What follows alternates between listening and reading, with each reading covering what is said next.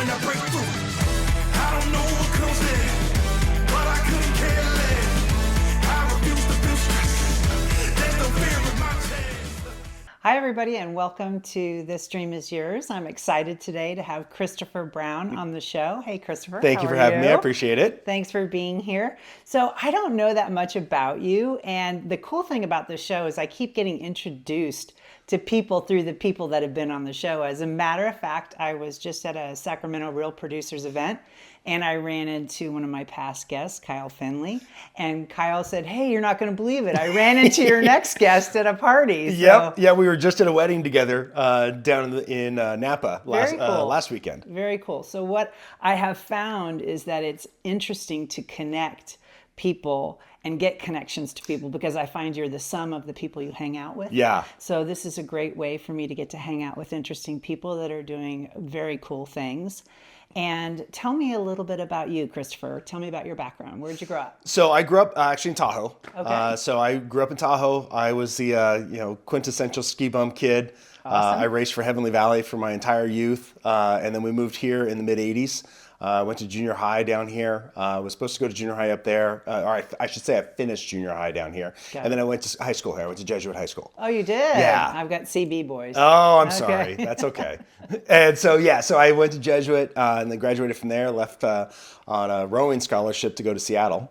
Wow. And I started rowing my senior year in high school and fell in love with it. Got a scholarship They have rowing at Jesuit? No, but it was Capital Crew. Okay, I was which going to say, is- who would think you Yeah, would row at Jesuit? yeah. There's not a lot of water right on campus there. Exactly. So yeah, we would go up to Lake Natoma and row up there. Very cool. And so I went to school in Seattle. My first 2 years in Seattle, I made the U.S. team my freshman year, which was kind of cool. Wow. And started rowing that summer. We rowed down that's between Stanford and Cal's boathouses, getting ready.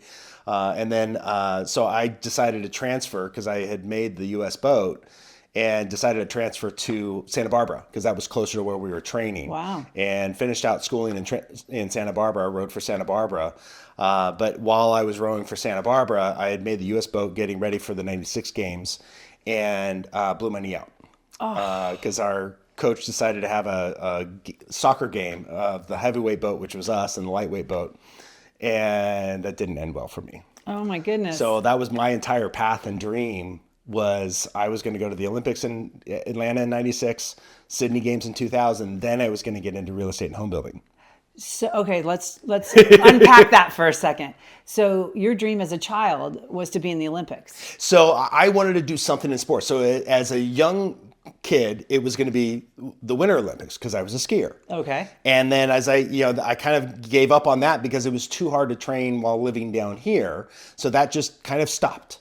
And then this opportunity kind of came to me, and I had a great friend that was a rower, the year before me, who's still my best friend today, and said, "Hey, let's try this." And so tried it, fell in love with it, and got good enough doing it to move to the next level. Oh my gosh. And so it was kind of a fun ride. So when you were dreaming about being athletic and successful in athletics, what was it about that was so important to you when you were young? I think for me, it's the discipline. My parents divorced when I was 6 years old. Okay. My mom became an entrepreneur by default, by force. And we had my parents, when they moved from the Bay Area to Tahoe, my dad bought a printing equipment company or a printing company in South Shore. And so that company did all the printing for all the ski resorts, all the casinos, all of that. And so that's why I kind of grew up around that business. And when my parents got divorced, my dad had the quintessential midlife crisis and bailed Happens. out. And totally normal. And so he left my mom and I.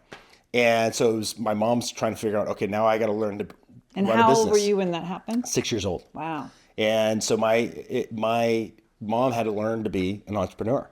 What did she do? And she ran the printing company. She took it over. She was a stay-at-home mom until then. And so she had to learn to be... So your dad just took off? Yeah. Oh, okay. And so she was left with the business, and it was hers to thrive or fail. And she did a phenomenal job. And that's where I got my entrepreneurship streak, is from her. And later on, we can get into this a little later on, but my foray into entrepreneurship came also by force.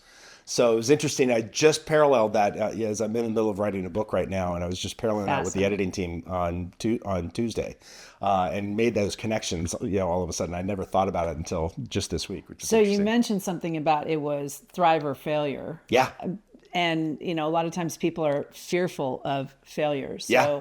they don't do anything. They don't Yeah. try anything. It's like at bats. Yeah. You have to have a lot of at bats Yep. to hit home runs. Yeah. And that doesn't mean you're not succeeding. Yeah. Is that something that was kind of rolling through your brain at that time, even though you were little? With I your think for mom? me, I was too young. It was just, I was in the moment. And so for me, it was dad just wasn't there, and it was me and my mom, and that was fine.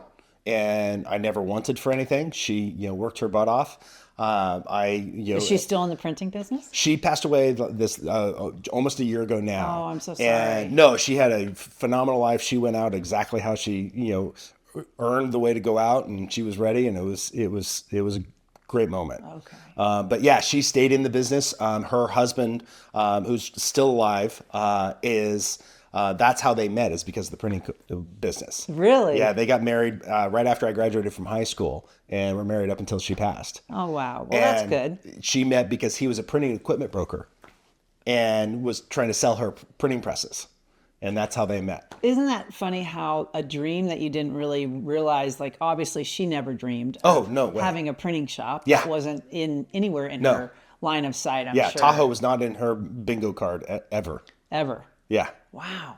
So you go off and you become successful in sports, and then you have your knee blowout. Yeah. And what was that like for you mentally to kind of change gears and pivot and come up with another strategy for Yeah. moving forward? So I talk a lot about failure. Failure, and you just talked about failure. I think failure for me, that was a moment of failure. The thing for me is that it gave me the opportunity, because I had always had this parallel path where I was going to go into business somewhere. And it was going to be in home building. It was going to be something. Why home building? I've always been a builder. I grew up. I built Lego cities as a kid, and like my entire garage. We had a 1-car garage that I built an entire city with the subdivision, the residential section, and the commercial section, and the airport section. How I knew Mickey planning, D's? I have no idea, but it did it organically. Oh, wow. And so I was always building things. Very So cool. I always knew I was going to be in that business somehow. I have no idea why that started or what the catalyst moment was, but that was just ingrained in my DNA that I was going to be in home building industry somehow. So I just want to let everybody know what you actually do. So Yeah. let's talk about what you do now, and we'll go back to how you got there. But what do you So do what now? I do now is I have, as I call them, my multiple personalities. So we have 3 primary companies under the Next Group of companies. We have Next Crafted, which is our newest company. It's just about 8 years old now. We do custom and production homes throughout Northern California and all the way up. We're building a project in Tahoe in South Shore right now. Wow. So that's our core part of our core business is home building. So we do custom and production homes there. Okay. Then we have our original company, which is Next New Homes Group. And that's where we were kind of born and bred. This is my 30th year in home building this year. And Do you still love it? I absolutely love it. When 2008 happened, this is how I got into entrepreneurship by force. 2008 happened, and nobody needed a division president or VP of sales and marketing, because I was working for public home builders at the time. Nobody needed me, and so I failed. What am I going to do? How do I get to the next stage? And so I was an entrepreneur by force, and that's when we created Next New Homes Group. So And this happened. This is a pattern in your life. Yeah. With your mom and with you. Yep. And so But you it's fail forward. worked well. Yeah, and it works out. And so Next New Homes Group, we do sales and marketing for small to medium-sized builders. Okay. And so we come in as the entire sales and marketing department for the smaller builders that are typically building 4 subdivisions or less on an annual basis. So they don't have to budget for the whole thing. Correct, because they can't afford to go in-house. Sure. And we have an entire specialized new home sales team that is all they do is new home sales. And so they know the difference in the process. They know the purchase agreements, our 200-page contract package that grows every year, all of that. And then we build those contract packages. We build the entire marketing program because we have an in-house marketing staff. So we do all of that for the builder. So it's a plug and play for the builder, so they can be much bigger than they currently are. So they can operate as if they're a big player. Correct. Wonderful. And so we give them all of that scale from our operational setup. So you were a marketing guru for other people before you became a marketing guru. So I started in sales and for home builders, and kind of grew up and went into sales management and then sales and marketing management. But I always had a marketing brain, floating around in the back. What's a there. marketing brain when you think about that? Just there's always that creativeness, and I'm a little weird because I love digging in deep into spreadsheets and data analysis, Which is and not then, marketing guy. no, but then I can easily bounce back into just being hyper creative and get into video creation or Illustrator, all of the things to be able to create logos and all of that stuff. Very I can cool. bounce back and forth between that, so I kind of play around with both of those. So you mentioned 2 companies. What's the third? So the third one is Next Real Estate Group, which is our resale real estate company. That's the smallest of all of our companies right now, but that's the piece that we're growing the most right now. And we're doing that via organic agent growth by recruiting agents into the business. And then we are also looking for other brokerages to purchase through an M&A strategy right now. Okay. But what's now, so you've got this dream, you've built out all these components of it. I love the name. Where did it come from? So ironically enough, it came from social media. Okay. So this was '08, and we had plenty of time on our hands. And so we put together, my business partner and I, who was going to be my business partner. We were just floating around ideas because we were both guys that weren't needed in the industry anymore at the time.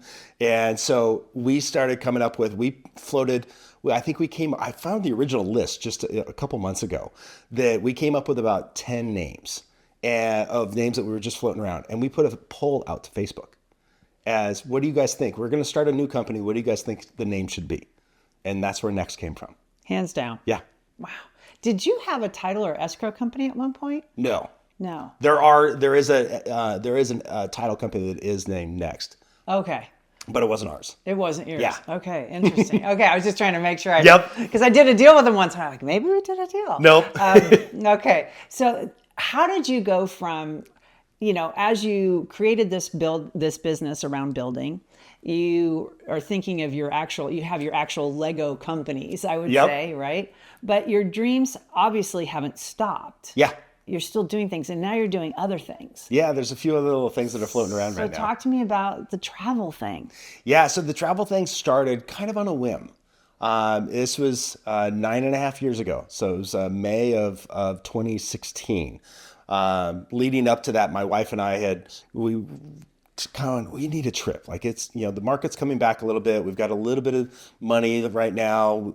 We need a break, and we desperately need a break. And so we're like, let's look at a cruise. Maybe a cruise would be fun. And then we found this repositioning cruise. And a repositioning cruise is when they move a ship from one place to another.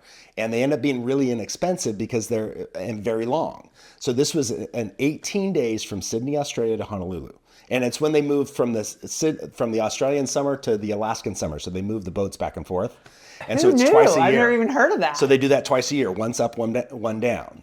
Huh. And so it was an 18-day cruise. And we thought, oh my gosh, what a cool experience that would be to spend 18 days. And we're like, there's no way we can take that much time off. And so we kind of shelved the idea. About 3 days later, the magic of marketing, I happened to get an ad for a sale for Royal Caribbean. Magic how that happens. It's crazy. And so we... Be careful talking to your I phone. literally forwarded to my wife and I go, what do you think? Let's go. Let's do it. And we did it. Did you go with you have a son, right? So what we did is we ended up going, we booked the trip.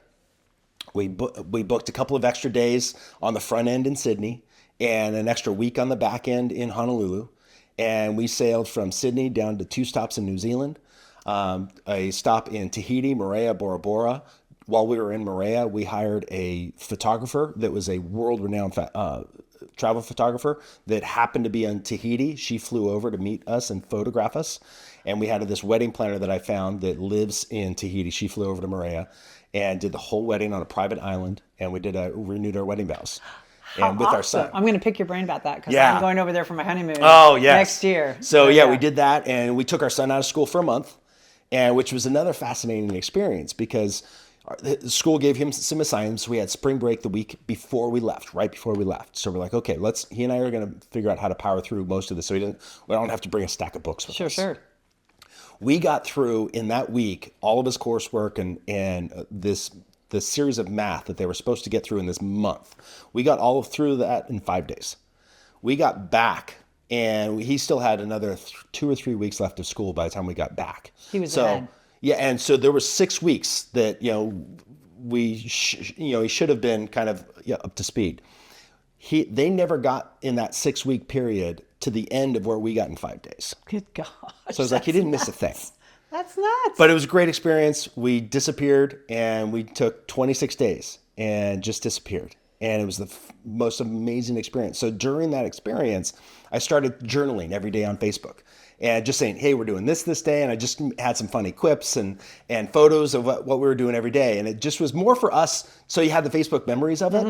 And it turned into a thing. People started following. Like, what's happening next? What's tomorrow? What's tomorrow? Oh my God, this is so great. They're like vicariously living through us. And we got back and everyone was just like, oh my God, thank you for bringing us along your journey and all of that. We got back about a month later and I had a heart attack. And Goodness. I flatlined in front of my wife. And so everything changed in that moment. And so things are different. And so it was because we took this month off that, I was relaxed. Like the heart attack was going to happen no matter what. Luckily, the several years leading up to this, I had gotten involved in triathlons. And I had all the way up to a half Ironman distance. And so I was just coming off of that season. So it was the best shape of my life. And that's what saved me.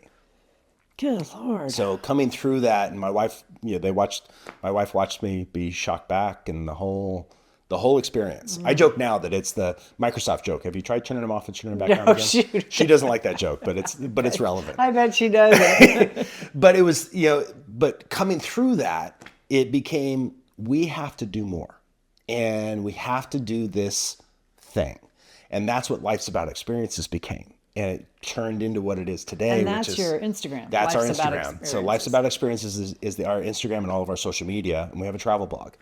And so we tell the story along the way of, what we've done, how we've done it. And that's turned into what I'm working on right now. We're about through chapter 5. We just worked on 5 and 6 this week. I'm writing a book that got picked up by Forbes Books called Book the Trip. Book the Trip. And it's all about this experience and what led into why this became a thing. And it's then trying to teach business leaders, how do you take a break from life? How do you structure your business? Why it's so important, the science behind having experiences and how that makes you a better leader, a better spouse, a better parent. All of those things are what Life's About Experiences is all about. And that's how it really gets something special. And that's my next phase in life is that, okay, how do I give this back? How do I do something more for other people to inspire somebody else to become, something more? So what's your one thing if you had to tell somebody? Because usually there is a trigger, like what happened for you. Either you're triggered by a dream that you have as a child, and then the hard part, and you see it with Olympians, when they reach their dream or their goal, then they're like, okay, what now? I walked on the moon. What now? What do I do next? Yeah. So you've obviously kept reinventing yourself, but part of it was purely because all of a sudden you're flatlined in front of your wife. Yep. So when you think about next dreams or next adventures, what information are you wanting to share with other people most specifically so that they realize what you went through without having to go through it? Yeah. And I think, we talk a lot about trauma, and for me, I didn't experience trauma through this event, but my wife really did. Oh, yeah. And so it's how do you deal with that? And business can be trauma. Everything that you do in business can be traumatic. Like we're entrepreneurs, we're not a smart group for keep punishing ourselves to do this. Well, I know I do the same thing because I'm an operator and I need to be an owner. Yep. And because I'm in it, I'm not taking any time. I'm not recharging my batteries. And one of my best things I ever did was I took my kids and we went for 17 days to Europe. And we just hung out, had a great time. Yeah. I'm actually getting rid of my phone and thinking more about having a camera because I find I get sucked into my phone and I'm not as present. Yeah. So I'm thinking, okay, maybe I'll go back to having a film camera and do that. But it's like, these are tools that I think anybody needs. And that's what Book the Trips is all about. Writing this book is all about how do you do that? How do you create systems?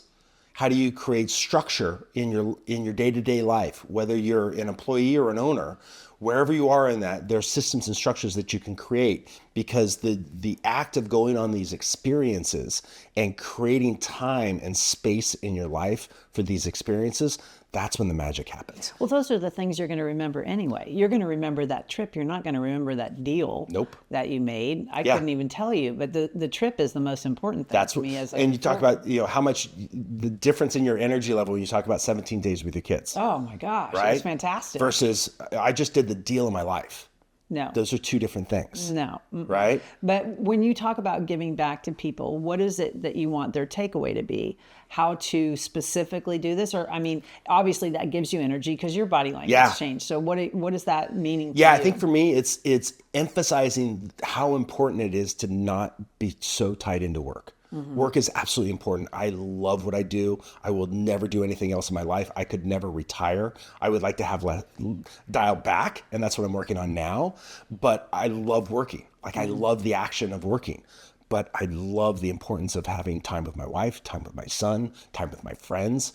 We're leaving on a trip in a week from right now, and we're going to be gone for 3 weeks. Where are you It's going? a whole series of small trips. So I'm taking our son to Nashville for his 21st birthday. Very and cool. He just turned 21. And so he's taking one of his good friends, and we're going to go celebrate. And then he flies home, and we fly to Florida, and we're going to get on a 5-day country music cruise because we're big country music fans. Obviously. And so Sounds then we're going to great. do that. And then then every year, about 3 years ago, we started this. All my buddies from high school, all my Jesuit buddies, and our wives, we all decided we're going to do this. And we all take a break, and we all take a long weekend somewhere.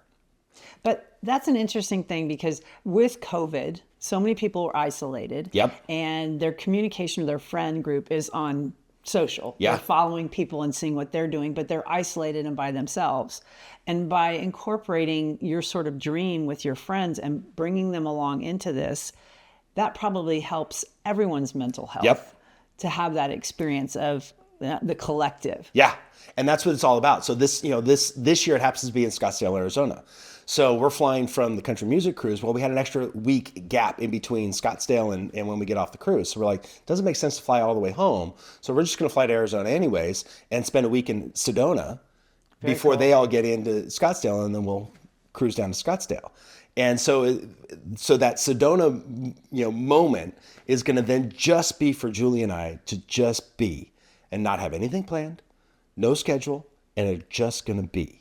So and that's that reset moment. So the just being part, a lot of people find their identity in work. Yeah. Their identity, I identify as a Oh, successful yeah. realtor. I'm so busy. Right, I'm so busy Yes. after this. And when you have to slow that pace down, that almost creates like space for you to actually get to know yourself. Yeah. And get to know the people around you. Yeah. I know a friend of mine just went to Greece, and I said, well, what'd you do? Nothing.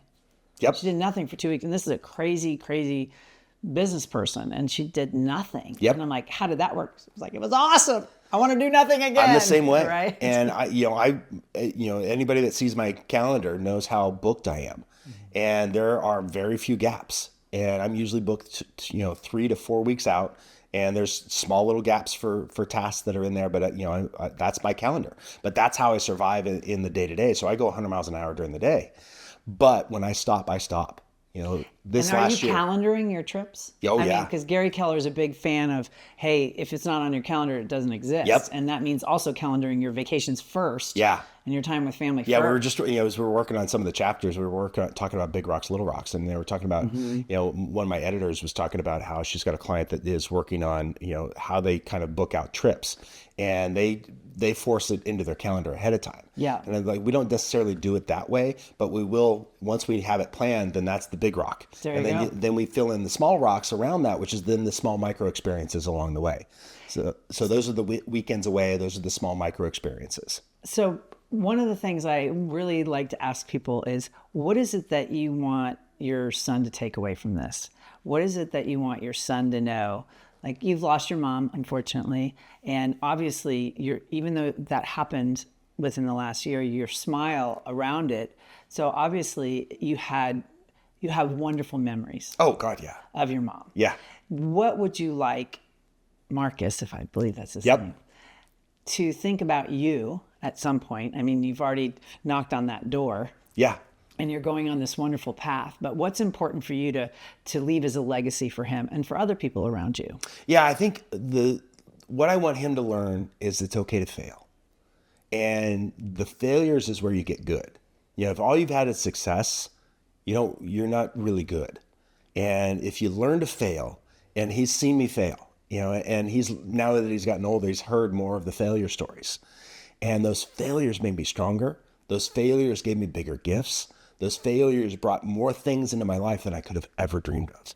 And kids today, I don't think have learned to fail well. And I think they're missing something in that opportunity to fail. I think it's the anxiety about failure. Yeah. There's so much anxiety left over. Who cares? Run at it. Yeah. I always say failure's a liar. Run at it. That's where it gets fun. I love that. Yeah.